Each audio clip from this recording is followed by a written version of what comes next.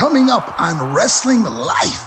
It took me about 6 weeks to watch The Rough Cut. I said, all right, I'll watch it. And 6 weeks later, he calls me up because you're going to watch it. Have you watched it yet? I'm like, I'll get to it. It's painful to watch. I asked for it. I said, look, I want all the negativity. I want all the warts and all. I want people to see the real me. It's difficult because it's all your baggage splayed out for the world. And even though that's what I wanted, it still is very difficult. If I hadn't dealt with the issues, I don't think I'd be able to talk about it, this movie at all. You know what I mean? I would really be in a mess.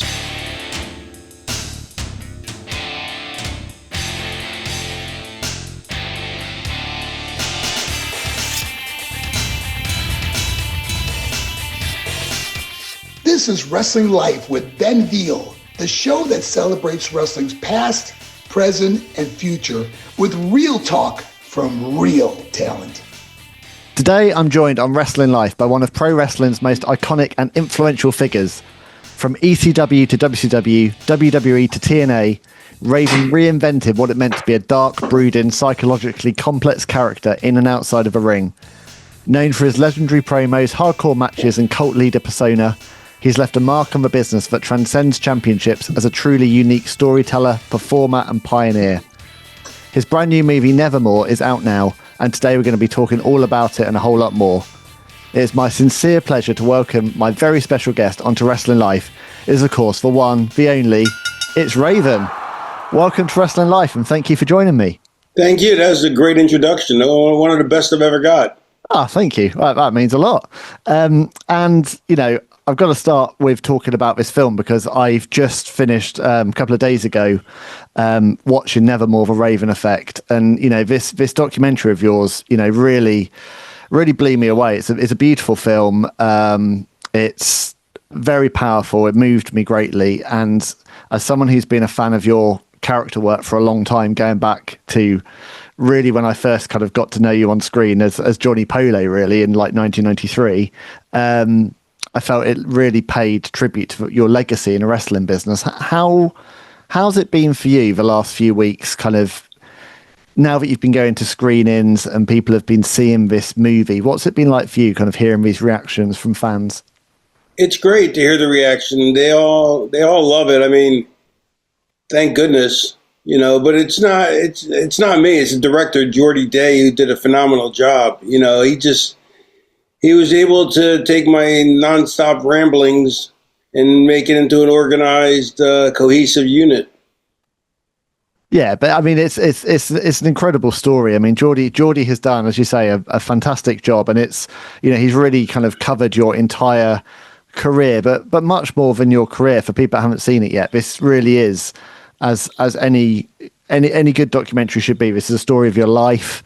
This is you as a person. This is the ups and downs and the things that you've learned along the way. I would imagine, was it quite hard to kind of see the edit the first time when you watched it back? Yes, I'm so glad you caught that. It took me about 6 weeks to watch the first The Rough Cut. Like he made it and he sent it to me and he goes, said, all right, I'll watch it. And 6 weeks later, he calls me up because you're going to watch it. Have you watched it yet? I'm like, I'll get to it. And then it's painful to watch. You know, it's like I asked for it to be painful. Like I asked for it. I said, look, I want all the negativity. I want all the warts and all. I want people to see the real me. But I also, hopefully, it'll explain me to make my friends understand me better, as well as people that don't know me, that are just, you know, fans. And yeah, so and I've dealt with all the issues that I talk about on camera with the psychologist, and I've been through therapy, and I'm cool with all the issues, but it's really been rough though the last couple of 6 weeks going through it, watching the movie. Like I don't even watch the movie again. You know, last time I watched it was like 2 years ago to the full draft, and that took me another 3 or 4 weeks to get around to watching. It's difficult because it's all your baggage splayed out for the world. And even though that's what I wanted, it still is very difficult because it's seeing all the baggage. It's having Band-Aids ripped off over and over again. You know, and stuff that was healed didn't even need Band-Aids, but they're still being ripped off. You know what I mean? Yeah, absolutely. And it's so like if I hadn't dealt with the issues, I don't think I'd be able to talk about this movie at all. You know what I mean? Like if I hadn't dealt with the issues, I would really be in a mess. You know what I mean? But that's part of the reason why I wanted to make them. I was happy to make the movie when Jordy suggested it, was because I figured, it could help people. It could explain, from a selfish point of view, it could explain me better. It also tells my highlights as well as my lowlights. But also for people to watch it, they can talk, it brings up mental illness and stuff. And, and I've never shied away from talking about it, but it brings it back. So I don't want people to feel like they can't talk about their mental illnesses. You know what I mean? Yeah. It's like, I've always told people, like I had a friend who needed therapy, but he didn't want to go. And I'm like, look, if you had a broken arm, would you put a cast on it? He goes, yeah. I go, well, then if you have a broken brain, then you got to go see somebody to fix it. And sometimes that takes medication to fix it, and sometimes it takes just talking. Yeah. And and it's like, but the cool thing about therapy is it's like Will and Grace. It's like Will said on Will and Grace. He goes, going to therapy is great. It's like you're on a talk show and you're the only guest, and everybody's fascinated by what you have to say. Yeah, that's true. Even though they're paid to be fascinated, right. It's absolutely right. It's an audience of one, isn't it? Yeah.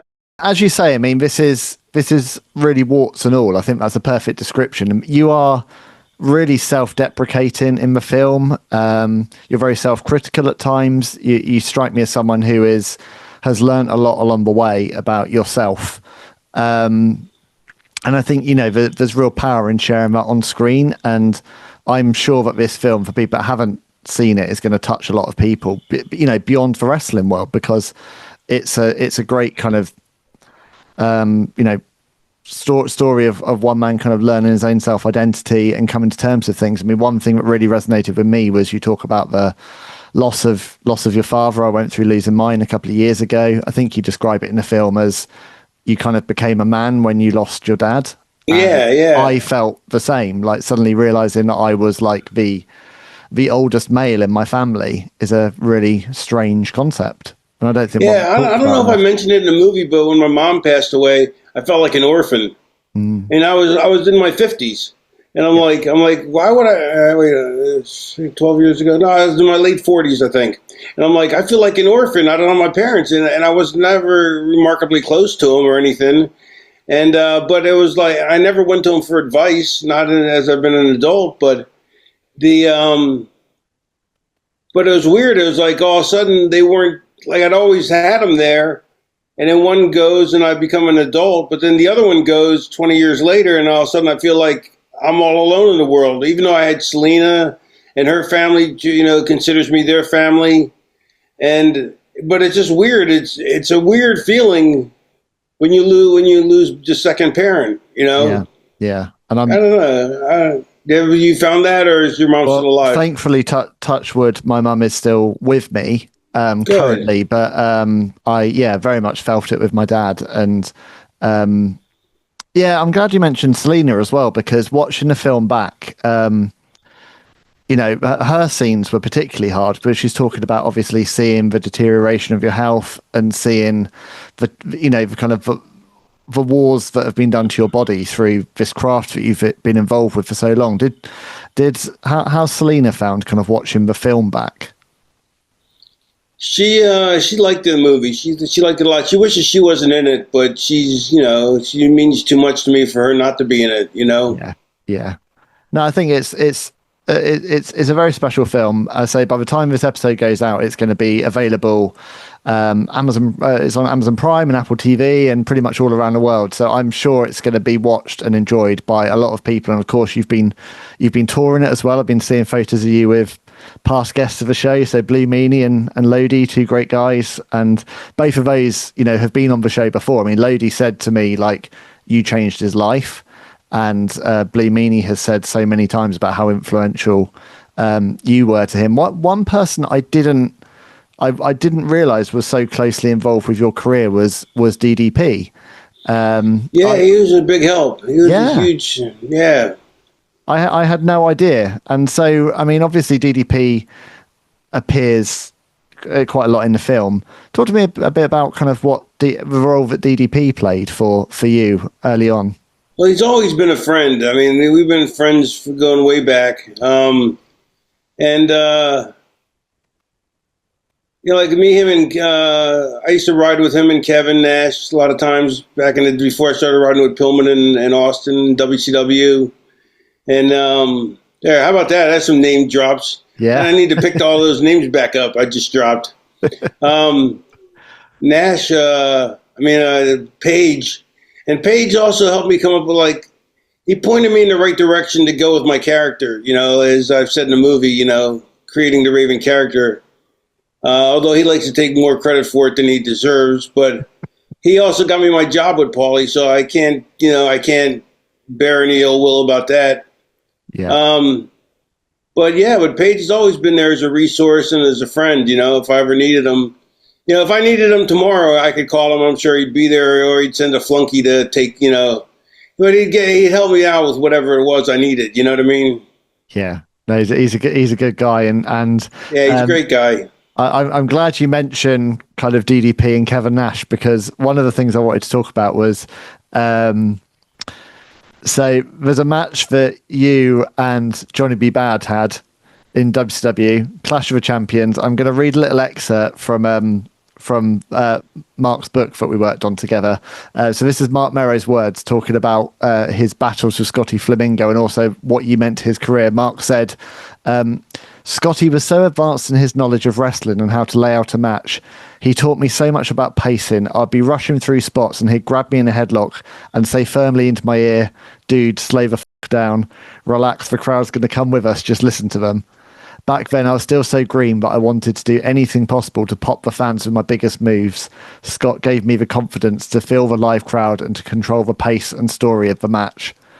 Mark has spoken a lot about you and how you really kind of helped him in the early days when he just wanted that feels really good to hear. Oh, I'm glad to hear that. Yeah, I mean, we had a lot of conversations about you, and one of the conversations we had was talking about the boxing match that you and he had at Clash of the Champions. Did he bring up about me eating hot dogs on the way to the ring?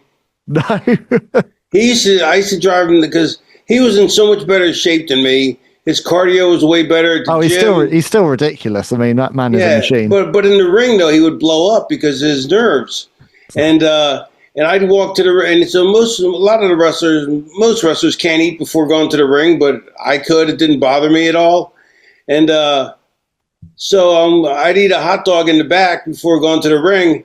And he's like, "How can you eat before the match?" So then I started eating. He goes, "How can you do that?" And I'm like, "It's easy." He's like, "Ah." And then so I started eating a hot dog on the way to the ring, just to aggravate him even more, just to fuck with him a little bit. That's and he's like, "How can you do that?" Oh, and because his nerves would go crazy, and so I always remember that he would always drove him nuts that I would eat a hot dog on the way to the ring. Oh, that's wonderful. And yeah, I mean, he was kind of regaling me of memories of obviously this feud you had over who was the prettiest in WCW. This boxing match where I think you hit him with a water-loaded glove or something, and that was when DDP was there. Vinny Vegas was at ringside as well. I mean, yeah, just great characters and good examples of WCW when it was kind of firing on all cylinders with kind of really great over-the-top characters. How different was it kind of moving from WCW, where you were a worker, to move into the WWF, where you come in as a manager? But also, I didn't realize until watching your documentary, you're also a producer. Yeah, Vince, I started doing commentary because Lawler took some time off, and I did commentary with Vince, and then I saw how prepared I was and how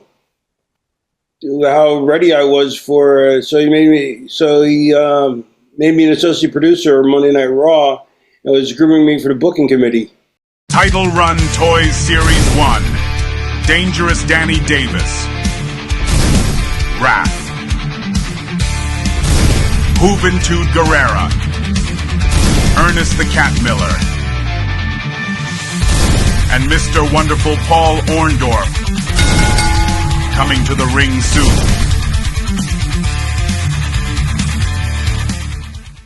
And how did you feel about that? Because you're a young guy, you've just got your start in wrestling.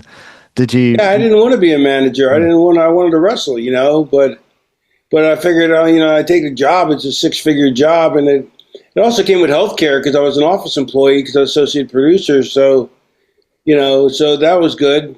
But and then the Cobra plan for 2 years after helped a lot. I don't know if you have Cobra in England. No, not where you have a job. It's whenever you lose your job, you can still get the insurance for like 2 years at a higher rate than you would have paid at the job, but a lower rate than you would pay normally. Oh, okay. And but yeah, I didn't want to. So when they finally took me off TV from the wraparound shows, I was like, that's it. I'm done. I got to quit and start over again. It's funny because for me, growing up in the UK as like a 10-year-old boy, like your voice was literally the voice of my early fandom. Like all of those wraparound shows, all of the kind of Coliseum home videos, all of those kind of little skits that Johnny Polo did in between like matches and stuff. Like your voice, I hear your voice, and it's right up there with Gorilla Monsoon as like iconic voices of when I first fell in love with WWF. And, I was a huge Adam Bomb fan. I've spoken to Brian many times since now. But I loved that gimmick. It's just interesting, I think, to see like where you were in WCW and then the fact that didn't transfer over at the time into the WWF as an on-screen worker, especially at a time in like 1993 where we didn't have that many talented workers. It was my size. I was 220 pounds. I was the smallest guy in the business, and other than Sean Waltman, Mm-hmm. So, I mean, if you went to the territories, I wasn't the smallest, but if you went to WWE, I was tiny, compared to everybody was 280 pounds. Even the 5'9" guys were 280 pounds. What was your relationship with Vince McMahon like back in that time? It's okay.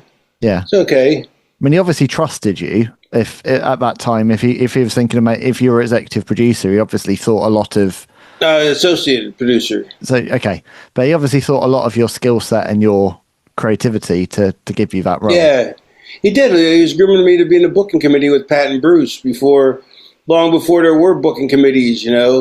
Long before that was even a thing. Yeah. It was just Pat and Bruce, and I think that rubbed them the wrong way, and certainly, I'll leave it at that. Well, you're very young, really, aren't you, for that kind of role? I guess you're what, mid-20s? Yeah, let's see, 93. So I was almost 30. Okay. 93, 94. Yeah, 28, 20, 29, 30. Yeah, it's I don't know, just that time period for me is where I take the most joy out of wrestling. But really, it's such a bad time for wrestling too. I know, but it's what you loved when you're, when you're that age. Yeah, like 1992 to 1996 is why I have such a love for ECW, because ECW was kind of my first. I guess ECW is when I first I saw the other side of wrestling. I'd seen polished WWF and WCW, and then I started to see ECW tapes, and I was like, holy shit, what is this? Like, this is incredible. But I'd never seen independent wrestling before ECW. All right. Well, it's also when you get older, when you get your 40s, 50s, you stop listening to current music and you go back to what you listened to when you were 10 or 12. Yep. Hence why I have a podcast where I spend all my time talking to all the people from the era that I loved, because I don't really watch the current wrestling product. I'm much more interested in having conversations like this about what the days that I loved, really. Yeah, I stopped watching wrestling in 2000, 2002, whenever they had the Alliance angle. I was so disenchanted by the way they didn't use us.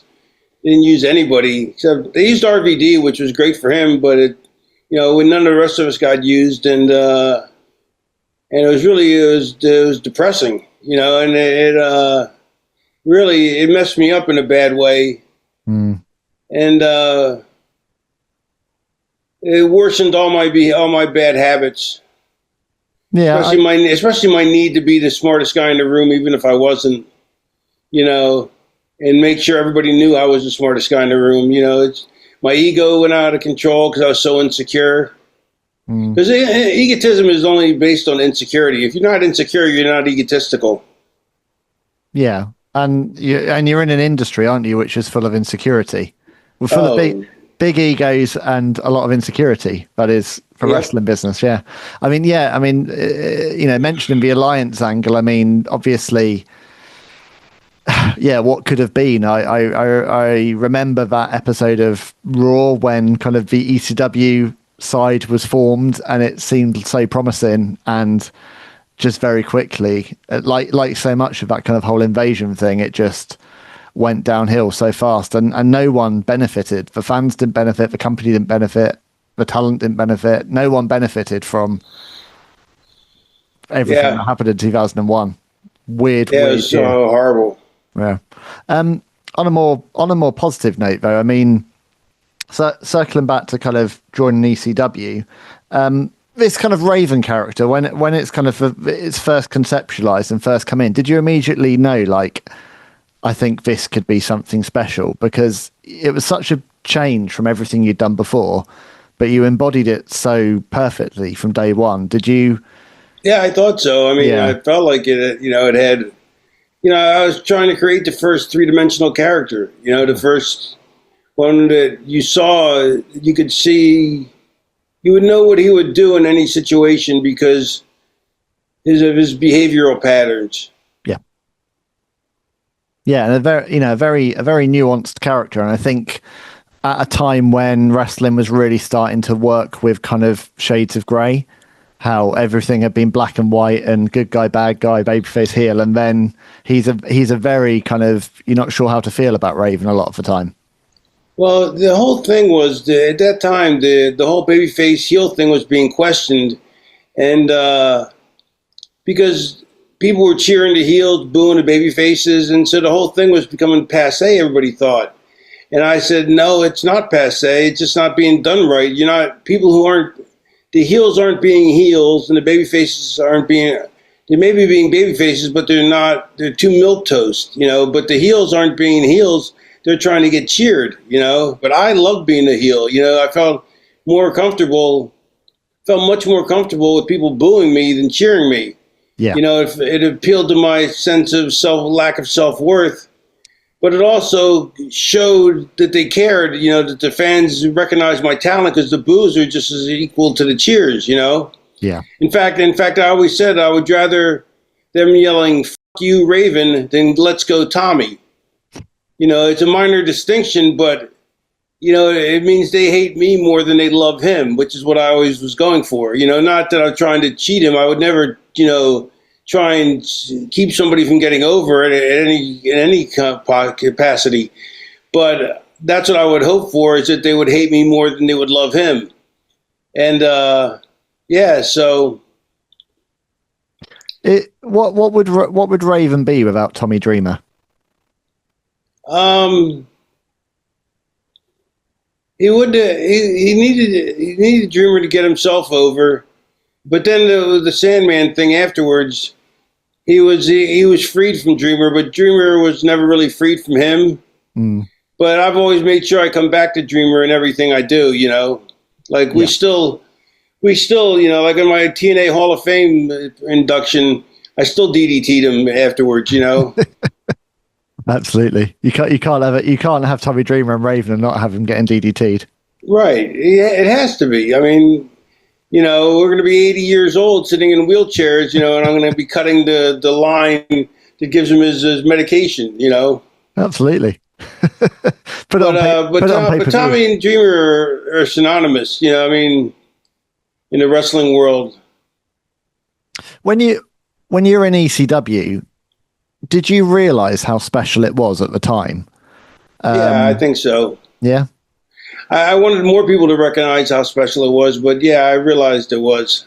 That's why I wanted to go there. I was originally supposed to go to Smoky Mountain with Cornette, But he kept pushing it back, which I'm so grateful for now, you know. And then I saw ECW on TV, and it was revelatory, you know. The first time I'd seen the show I was just like, wow, this is the greatest show I've ever seen, you know.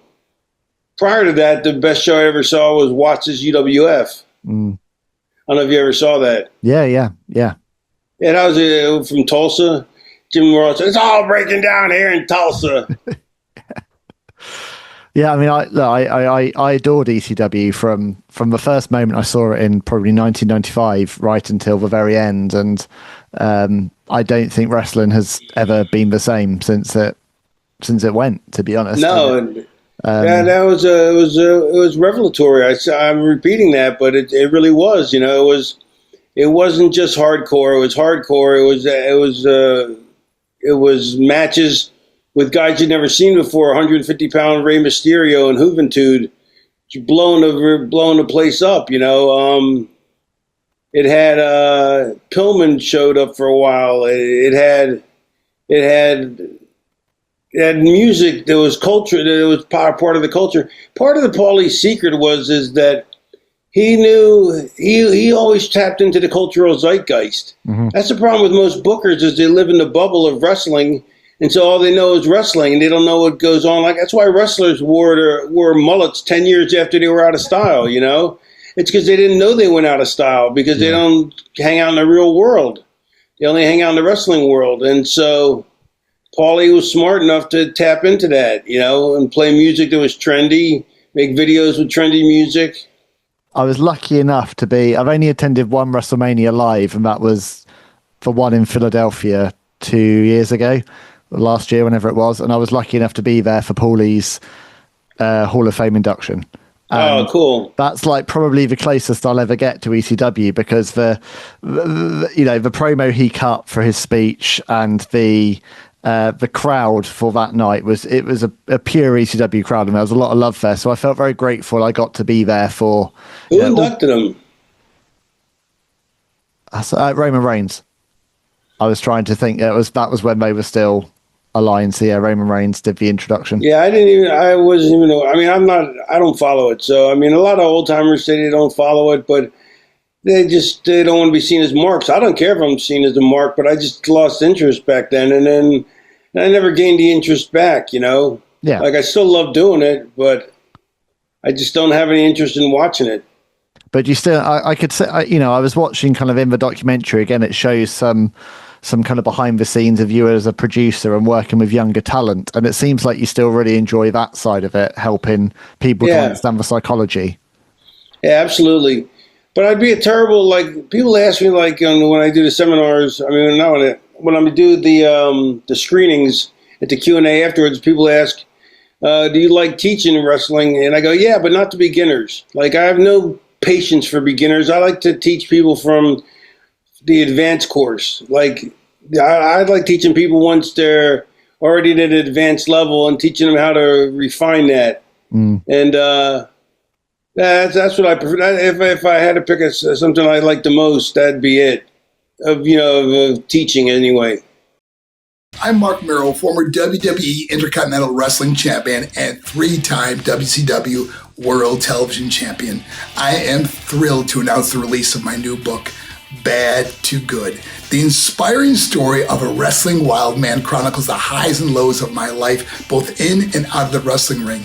It's a powerful narrative of overcoming adversity and the importance of perseverance, no matter how tough the journey gets. Co-authored with my good friend and award-winning journalist, Ben Veal, this is a story I've long wanted to share, and I truly hope it inspires you. I hold nothing back in this book, revealing the untold truths of my extraordinary life, from my modest beginnings and my first boxing match to the struggles with addiction that almost consumed me, and my evolution into the charismatic Johnny B. Bad. This book offers an insider's perspective on the world of professional wrestling and my journey as a sports entertainer. You'll read about my pivotal negotiations with Vince McMahon that led to the first ever guaranteed contract in the WWF, and how that decision marked me within the locker room. I discuss the impact of my relationship with my then wife, Rena, known to fans as Sable, on my career. I also confront the darkest moments of my life, how I hit rock bottom, and how that experience sparked my rebirth, leading me to become America's leading motivational school speaker, inspiring young people and transforming lives. Featuring forwards by my good friends Diamond Dallas Page and Lex Luger, along with contributions from Mick Foley, Eric Bischoff, Vince Russo, and others who shared this wild journey with me. Bad to Good is a story you don't want to miss. Head to Amazon.com or WrestlingLife.online now to pick up your copy. It's interesting in the documentary. You mentioned that how close you came to cracking the main event scene in WCW in the late 90s, but that you never quite got into what you call this kind of top 10. So this top tier of the Hogans, the Stings, the Flairs, the Lugers, etc. I mean, looking back now with hindsight, why do you think you never quite managed that? Was it just a case that was an impossibility in WCW with so much politics? Bischoff didn't get the character. Okay. Yeah, I mean, I don't know. We've talked about it. I did his podcast, but yeah, he just didn't get the character. It was like, all right, everybody's different. Nothing I can do about that. Which is interesting because WCW was such it was an incredibly cool brand in 1997, 1998. It was significantly cooler for a while than the WWF was. Well, it was also weird because he let me book my own storylines. Like, he let me and Saturn book our own stuff, because we always made sure we stayed within our own range. You know what I mean? We never tried to book ourselves against, you give anybody a chance to book themselves, they're going to say, oh, I'll work the top guys, I picked guys at my level so that I knew I could go over on them and it wouldn't be a problem, and I wouldn't have to, argue about it. Yeah. But yeah, and then he had Dusty help us, me and Saturn write our stuff, which was great having Dusty doing that, Yeah. I mean, of course, you're a very established character, and that character pays it forward in terms of you being the one to give Bill Goldberg his first title victory. So of course he destroys the Flock on the way to getting to you and becoming US champion. I mean, that's I would imagine, he was WCW's golden goose at the time. Presumably they needed someone with a lot of experience to be able to make sure that he looked like an absolute monster en route to winning the title. Yeah, I guess. Yeah. What was that? What was that experience like working through that match? Because I remember that looked quite brutal, like the various spears that were.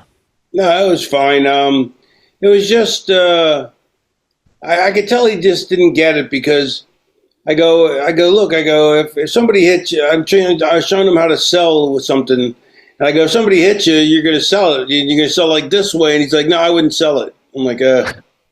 But he didn't know any better, and he was getting pumped up from everybody else, from the top guys, and so, no sell, don't sell, but it got over like a son of a bitch, I always say that. Yeah, it did, and it's moments like his win over you, the win over Hogan 2 months later, which are the clips which are replayed over and over and over again when it comes to talk about his dominance. I mean, when you kind of do get to WWF in 2001, and obviously it's a very disappointing run and not what any of us would have hoped for the Raven character. Are there any points from that era that do stand out for you as the Backlash pay-per-view with Rhino, where he went to Spirit Gourmet and he missed and I went and ended up in a shopping cart. That match, I think that was one of the best hardcore matches ever up to that point, at least. I don't know what's I can't say what's come since then, but up to that point, I would say it was the best hardcore match I can think of. Because my hardcore matches had psychology. Most hardcore matches are just, I hit you, you hit me, here's a pot, here's a pan. Mine were always, I used the props I used all the weapons as props, to make it more creative, and I love doing the hardcore stuff because of that, because I hate that it was lumped into the sum of just garbage wrestling, but unfortunately, a lot of it was. Most of it was, but I don't see why people stopped having psychology when they went to a hardcore match. I'll hit you, you hit me, instead of saying babyface shines, heel gets heat, and babyface makes a comeback, Tell the same psychological story you would tell in a regular match. Yeah, I agree 100%. There's a lovely quote in Nevermore from Brian Heffron, obviously the Blue Meanie. He says, Raven's given more to the wrestling business than it's given him back. Do you agree with that view? Yes. Yeah, I think so. Yeah, I think so. But yeah, I can see. I definitely think so. That I gave my everything to it, But she's a cruel, fickle mistress to wrestling businesses. But I'm hoping that the response from this film is help. I mean, has it helped you to recognise the reactions you're getting from fans now? Actually, the fans, who'd they ever be? This is true. But yeah, but how, you are very much appreciated by a lot of people for what you did give the business. And I hope this film does, Yeah, so do I. Yeah. I like people to see it because, you want your wares displayed, you want your artwork on display. And that to me is a piece of art, that Jordy made. And I think my story is helpful. I think it's, people can really learn from it, and if not, I'm sure I feel like they'll definitely be, if you're any kind of wrestling fan, you'll be entertained by it. Yeah. As I say, it's just a great story. And I guess, what do you hope viewers will take away from watching Nevermore?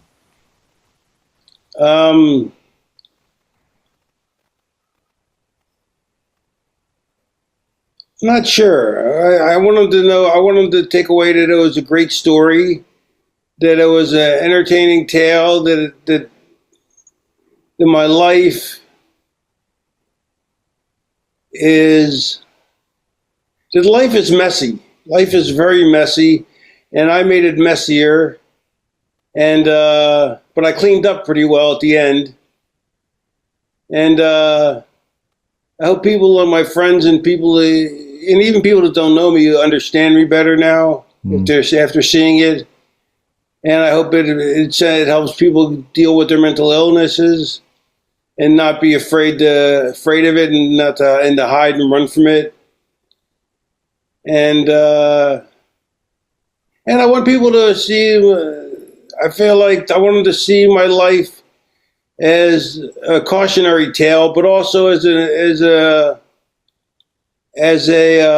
expression of life. You know what I mean? People, I lived life to its fullest. I overdid it, and moderation is the key to excellence. Except I never believed that. I have to go for an even bigger heights. You know what I mean? Yep.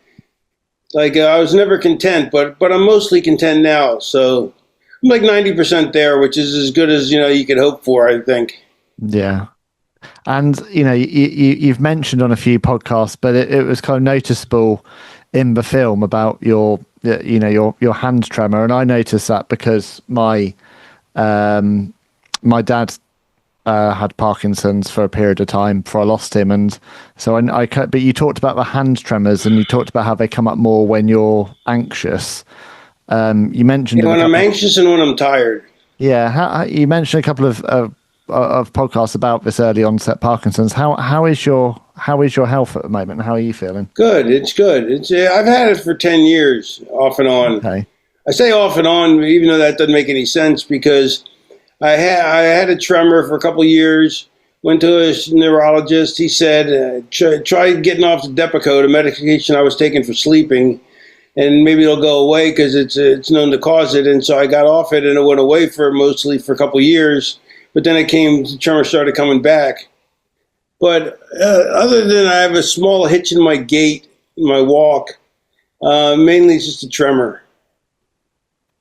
Well, as So you say, it's not anything that's not manageable, you know. So, but sleep disorder is the worst part because I wake up exhausted, you know. I wake up as tired as when I went to bed because I wake up 15, 20 times a night. oh, that's brutal. But on the plus side, at least I can fall back asleep usually immediately. So, so I mean, I'm always trying to look at the positive. You know, I try not to look at the negative. I try not to dwell on things like the negatives. Yeah, and I think, you know, that's the only way to navigate life, isn't it? And as you said, you know, you've lived life to the full, and there's still, you know, God willing, many more years ahead as well.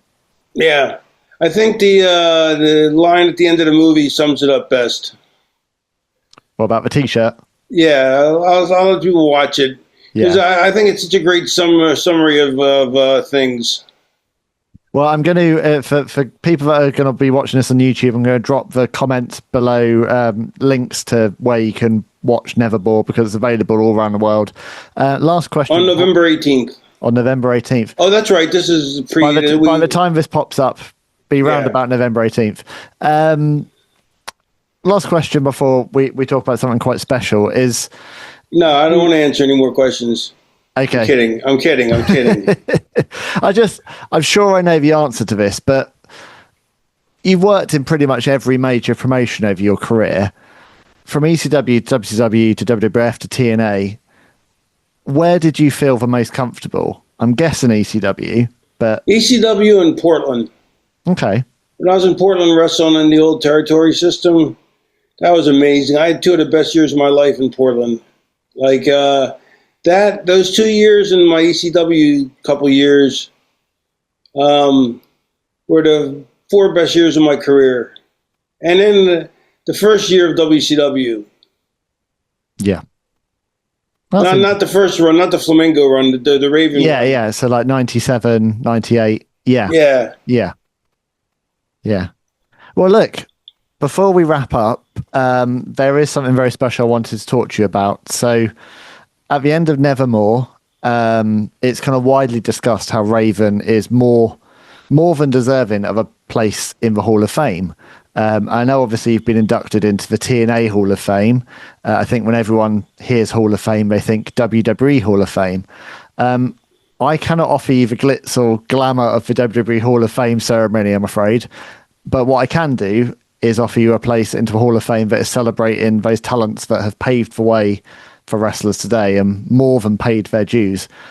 So with that said, Raven, it would be my absolute pleasure to induct you into the 2026 Wrestling Life Hall of Fame in recognition of all you have done for this business. Thank you. That means a lot. My pleasure. I like being inducted in the Halls of Fame. Right, so we will do something special together. I've loved this conversation. I've really appreciated all your time. I know you're doing a lot of media right now, back-to-back interviews, so I'm grateful for you giving up so much time today. Further down the road, there will be a Raven Hall of Fame induction episode that we will record where we will really celebrate and dive deep into some of the highlights of your career and talk about your legacy. Cool, thank you. But for today, this is all about Nevermore the Raven Effect. So if I haven't hammered home that point enough, check out this movie because it is superb. And don't quote me, Nevermore. Quote the Raven, Nevermore. That's it for another Wrestling Life. Thank you so much for my guest today. Thank you to all of you for joining me. Thank you, as always, to my brilliant producer, Jeff Easton from Tall Lake Productions, for bringing Wrestling Life to life.